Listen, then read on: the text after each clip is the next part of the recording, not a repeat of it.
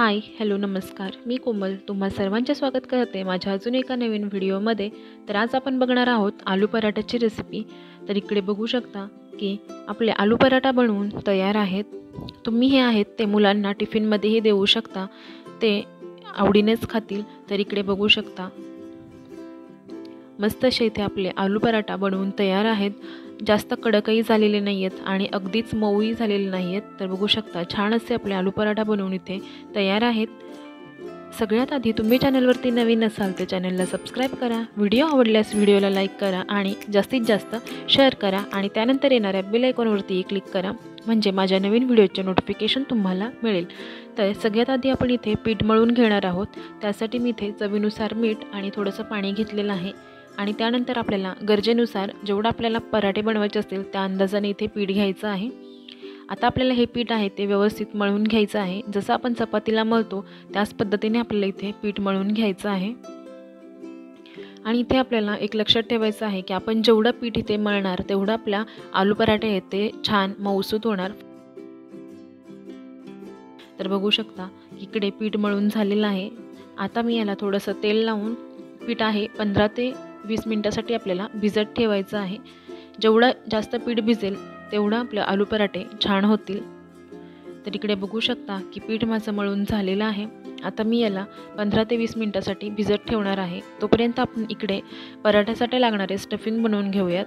त्यासाठी मी इथे एक पॅन गरम केलेला आहे. त्यामध्ये घेतलेलं आहे तेल, त्यामध्ये घातलेलं आहे जिरे, आलं लसणाची पेस्ट, बारीक चिरलेली हिरवी मिरची. तुम्ही तुमच्या तिखटानुसार कमी जास्त इथे वापरू शकता. आता आपल्याला हे थोडंसं लालसर होईपर्यंत भाजून घ्यायचं आहे.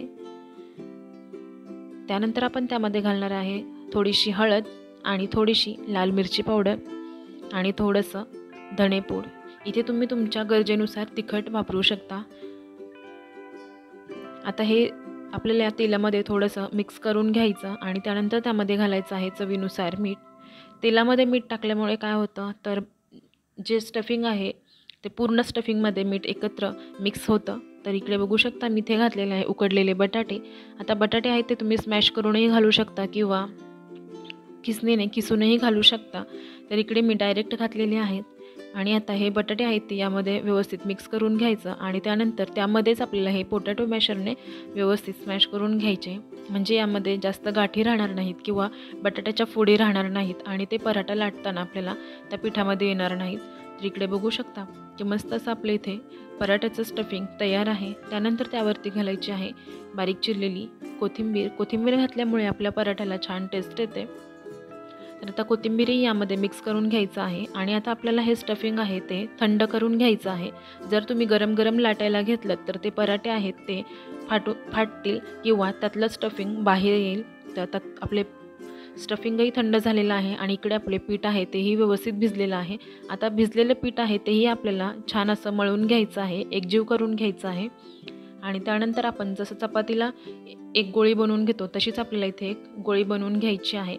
त्यानंतर थोडीशी ती लाटून घ्यायची आहे आणि त्यानंतर त्यावरती आपल्याला स्टफिंग घालायचं आहे.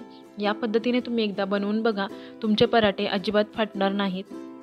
बराच वेळा असं होतं की आपण जेव्हा पराठे बनवायला घेतो तेव्हा ते कडेने फाटतात किंवा त्यातून स्टफिंग बाहेर येतं. तर अशा पद्धतीने तुम्ही बनवून बघा, तुमचेही पराठे व्यवस्थित बनतील. थोडंसं स्टफिंग त्यामध्ये भरलं की कडेने आपल्याला इथे प्रेस करून घ्यायचं आहे, जेणेकरून ते स्टफिंग आहे ते पूर्ण पातीमध्ये मिक्स होईल किंवा स्प्रेड होईल. तर इकडे बघू शकता की आता मी ते लाटायला घेतलेलं आहे आणि अजिबातही ते जो पराठा आहे तो कडेने फाटलेला नाही आहे. व्यवस्थित स्टफिंग आहे ते सर्वीकडे स्प्रेड झालेलं आहे. आता इथे तुम्हाला पराठा जेवढ्या जाडीचा लाटायचा आहे तेवढा तुम्ही लाटू शकता, पातळ करू शकता किंवा जाडही ठेवू शकता. तर इकडे मी तवा गरम करायला ठेवलेला होता, त्यानंतर त्यावरती पराठा टाकलेला आहे. एक बाजूने थोडासा भाजला, कलर चेंज झाला की तो लगेच आपल्याला पलटून घ्यायचा आहे आणि त्यानंतर त्याला तेल लावून घ्यायचं आहे. इकडे बघू शकता मस्त असा आपला टम्म फुगलेला आलू पराठा बनवून तयार आहे.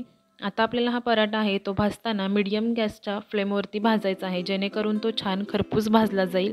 जर गॅसची फ्लेम हाय ठेवली तर तो करपेल आणि एकदमच लो ठेवली तर तो जास्तच कडक होईल. तर असाच आपल्याला थोडासा दाबून हा दोन्ही बाजूने खरपूस भाजून घ्यायचा आहे. तर ते एका साईडून भाजून झालेलं आहे. आता दुसऱ्या साईडूनही मी भाजून घेते।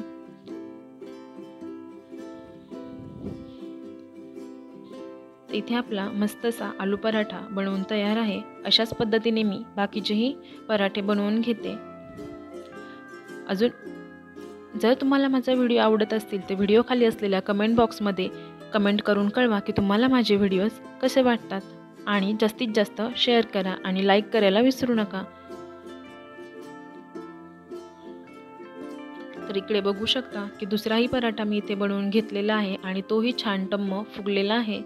जसं आपण पुरणपोळी बनवतो त्याच पद्धतीने आपले इथे आलू पराठाही बनवून तयार होतात।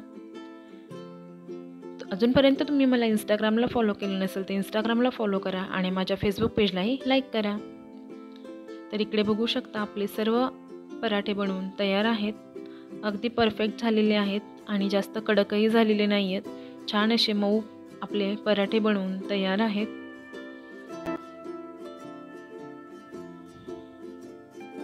आता हे आलू पराठे आहेत ते तुम्ही लोणच्यासोबतही सर्व करू शकता किंवा टोमॅटो केचपसोबतही सर्व करू शकता।